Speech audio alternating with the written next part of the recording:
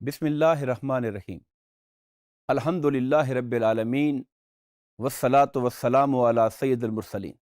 عزیز طلباء و طالبات، آج کے ماڈیول میں ہم قرآن مجید کے تعارف کے حوالے سے گفتگو کریں گے۔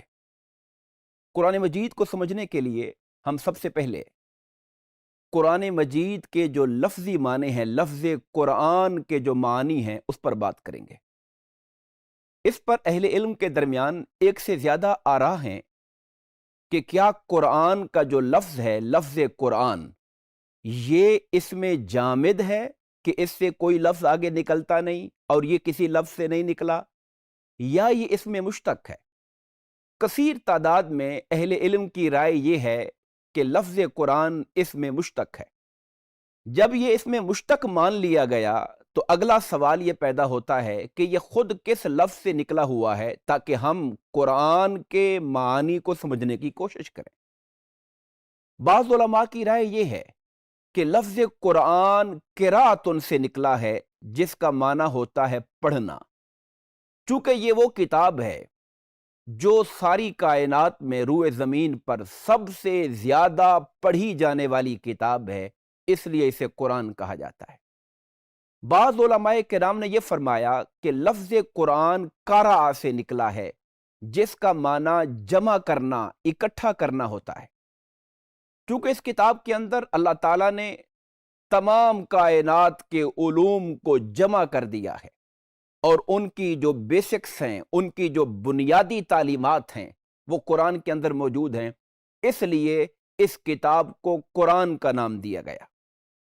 اور تیسرا علماء کرام کی رائے یہ ہے کہ لفظ قرآن قرأنا سے نکلا ہے، جس کا معنی ہوتا ہے ملانا، قریب کرنا۔ چونکہ اس قرآن کی آیتیں آیتوں سے ملی ہوئی ہیں، اس کی صورتیں صورتوں سے ملی ہوئی ہیں، اور یہ بھی صوفیاء نے کہا چونکہ یہ وہ کتاب ہے جو بندے کو اپنے مولا سے ملانے کے لیے آئی ہے، اس لیے اس کتاب کو قرآن کہا جاتا ہے۔ جہاں تک قرآن مجید کی اصطلاحی تعریف کا تعلق ہے، آپ اسے دیکھیے۔ قرآن مجید اللہ تعالیٰ کا وہ کلام ہے جو حضرت محمد صلی اللہ علیہ وآلہ وسلم پر نازل ہوا، یہ مصاحف میں لکھا ہوا ہے، اور ہم تک بغیر شک و شبہ کے تواتر کے ساتھ پہنچا ہے۔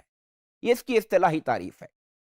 اور ایک خوبصورت بات قرآن مجید کی عظمت کو سمجھنے کے لیے وہ یہ ہے کہ یہ وہ کلام ہے جو سب سے پہلے علم الہی میں تھا، علم الہی سے لوح محفوظ پر منتقل ہوا، لوح محفوظ سے پھر اس کلام پاک کو بیت المعمور پر اتارا گیا، حضور نبی کریم کے زمانہ بعثت جب قریب آیا، پھر اللہ پاک کے حکم سے جبرائیل امین اس قرآن کی آیتوں کو اللہ کی منشا کے مطابق جتنی اللہ حکم دیتا وہاں سے اٹھاتے اور قلب مصطفیٰ صلی اللہ علیہ وآلہ وسلم پر اتار دیا کرتے تھے۔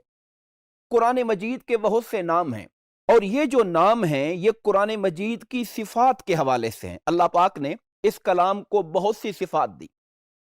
مشہور ہمارے اسلاف میں علامہ جلال الدین سیوطی رحمۃ اللہ تعالی علیہ نے اپنی کتاب الاتقان فی علوم القرآن میں کوئی 55 کے قریب خود قرآن سے اندر سے اس کی صفات کا ذکر کیا، جس میں کریم ہے، جس میں حکیم ہے، جس کے اندر مبین ہے۔ اس طرح کی مختلف صفات ہیں جو اللہ پاک نے خود قرآن میں قرآن کے بارے میں فرمائی۔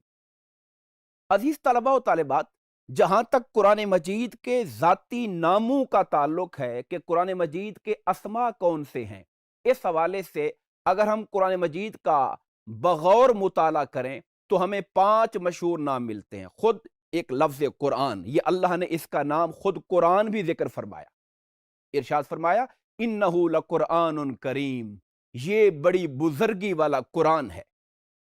ایک نام اللہ پاک نے اس کا فرقان ذکر کیا، ارشاد فرمایا تبارک الذی نزل الفرقان علی عبدہ لیکون للعالمین نذیرا، بڑی برکت والی ذات ہے اللہ کی جس نے اپنے عبد خاص یعنی حضرت محمد صلی اللہ علیہ وسلم پر اس فرقان کو اتارا۔ قرآن کا نام فرقان کے طور پہ اللہ نے بیان کیا، اور فرقان کا معنی ہوتا ہے فرق کرنے والا۔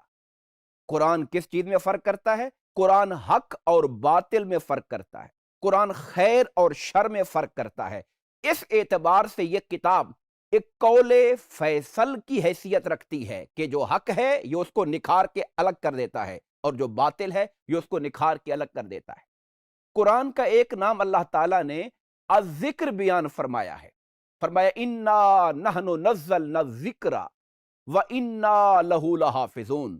بے شک اس ذکر کو، یہاں قرآن کے نام کو بطور ذکر لکھا، یعنی ذکر کہہ کر قرآن مراد لیا، قرآن کا نام لیا ذکر، اس ذکر کو ہم نے اتارا اور ہم ہی اس کی حفاظت فرمانے والے ہیں۔